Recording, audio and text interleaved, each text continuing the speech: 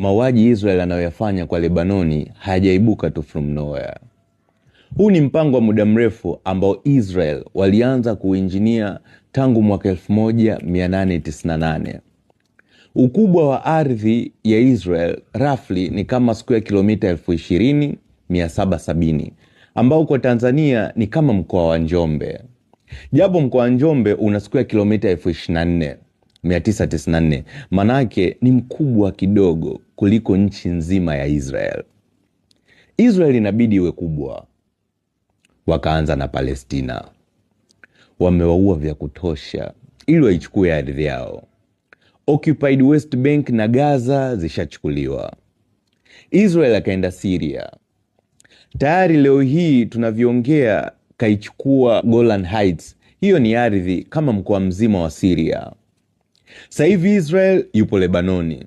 Na kipande kikubwa cha kusini mwa Lebanoni ameanza kuwa na control nacho. Ndio maana hata hii ceasefire ya juzi ya Marekani, Iran na Israel alivunja kwa sababu hawezi kuruhusu Lebanoni iwe ndani ya hiyo ceasefire. Lebanoni ipo katika mpango wake wa enzi na enzi. Wakimalizana Lebanoni wataenda Iraq, Jordan. Japo walishaanza kuishambulia Jordan. Wataenda Saudi Arabia na kumalizia Egypt. Hii mission ya Israel inaitwa The Great Israel au Greater Israel. Kutoka mashariki mwa Egypt kwenye mto Nile mpaka mto Euphrates kule Iraq. Kwa nini Israel wanafanya hivi? Kwa nini wanaiunda hii Great Israel? Turudini miaka mingi sana nyuma. Hapa Israel wanaturudisha enzi za Abraham na maandiko. Kwenye Biblia tukufu, kitabu cha Mwanzo sura ya 15 mstari wa 18. Genesis chapter 15 verse 18.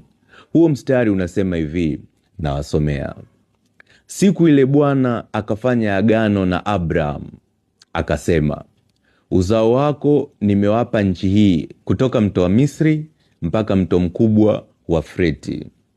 Yani kutokea Egypt mpaka Iraq. Ndo hapo katikati kuna Palestina, kuna Lebanoni, kuna Syria, kuna Jordan, kuna Saudi Arabia, kuna Egypt na Iraq.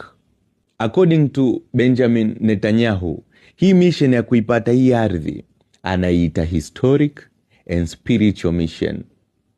Sasa umeanza kumuelewa hata kwa nini anaiita hivyo. Hata wanajeshi wa Israel au IDF, Israel Defense Forces, kwenye gwanda zao za kijeshi, ramani iliyopo begani sio ramani ya Israel, bali ni ya hii Great